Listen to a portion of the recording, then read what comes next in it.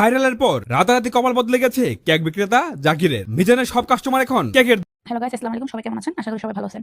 তো আজকে হচ্ছে আমার একটা প্রশ্ন যে আপনারা কেক বানান বা এই কেক সংক্রান্ত যে ভিডিওগুলো করেন তাদের কাছে।